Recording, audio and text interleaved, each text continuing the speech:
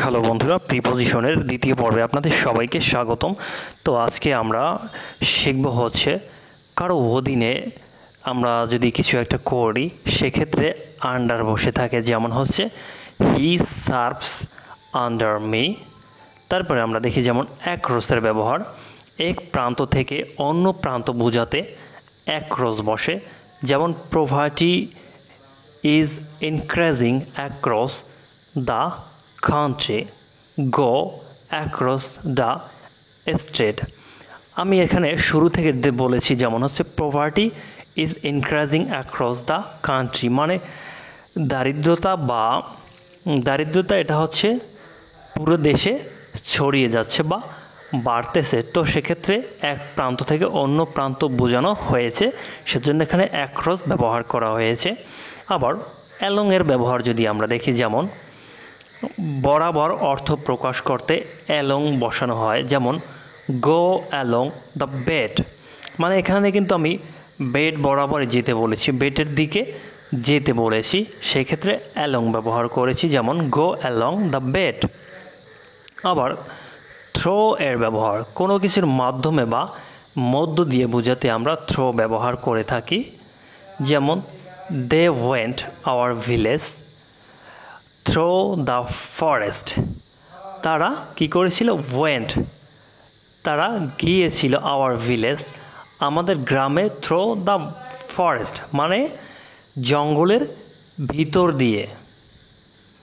তারপরে অ্যাগেনস্টের ব্যবহার বিরুদ্ধে বোঝাতে অ্যাগেনস্ট বসে, যেমন হচ্ছে we fought against Pakistan in liberation war.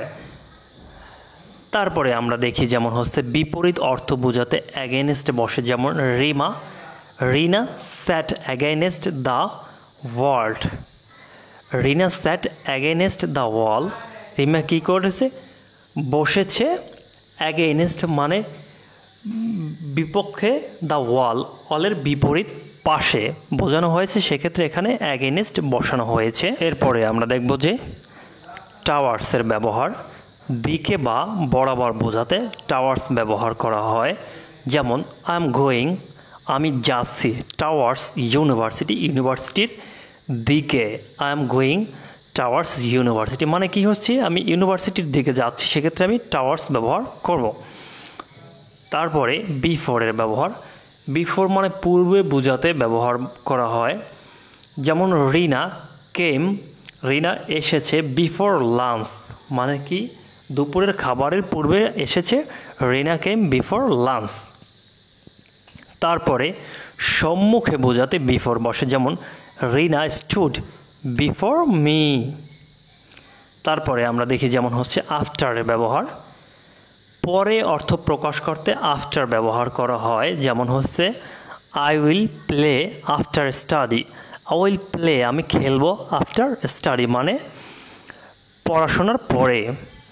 চলমান অবস্থার পিছনে বোঝাতে আফটার বসে, যেমন police run after the criminal, police run মানে পুলিশ দৌড়াচ্ছে, আফটার দ্য ক্রিমিনাল মানে আসামির পরে।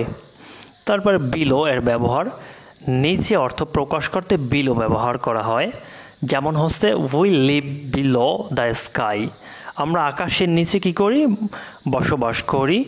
Please see the rule which is given below, please see মানে দেখুন, দ্য রুল নিয়ম কানুনগুলো, হুইচ ইজ মানে যেটা হয়, গিভেন বিলো নিচে দেওয়া আছে।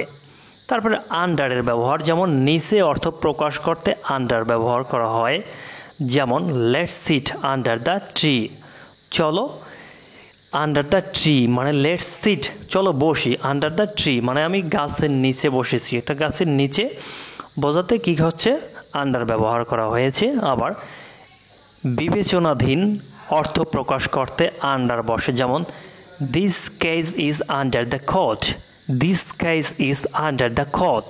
এরপরে আমরা দেখব হচ্ছে ফর্মের ব্যবহার, কারোর নিকট হতে, কোনো স্থান হতে অথবা থেকে বোঝালে ব্যক্তির অথবা স্থানের আগে ফর্ম বসে থাকে। আমরা এক্সাম্পল দেখে নিই, যেমন হচ্ছে তোমার নিকট হতে, from you, I told this pen from Rina, I took this pen from Rina। Khulna থেকে, from খুলনা।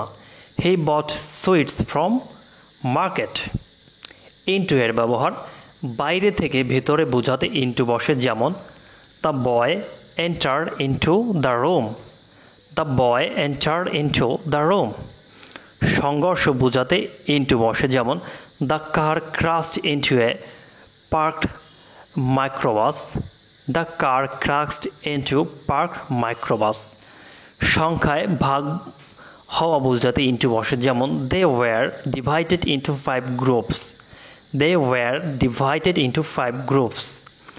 উইথিনের ব্যবহার নির্দিষ্ট সময়ের মধ্যে বোঝাতে উইথিন ব্যবহার করা হয়, যেমন I will come back within 20 minutes.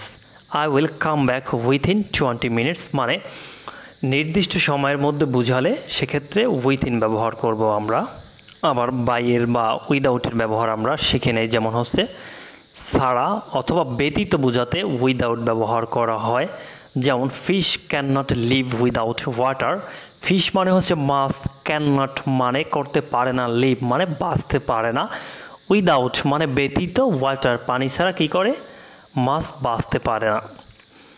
তো প্রিয় বন্ধুরা, প্রিপোজিশনের এই ক্লাসটি ভালো লেগে থাকলে অবশ্যই চ্যানেলটি সাবস্ক্রাইব করে পাশে থাকুন এবং বিগত ভিডিও পেতে অবশ্যই চ্যানেলের প্লেলিস্টে গিয়ে বিভিন্ন প্রিপোজিশন এবং বিভিন্ন সেন্টেন্স কিভাবে একটি বাক্য তৈরি করতে হয় এই বিষয়ে আলোচনা করা হয়েছে।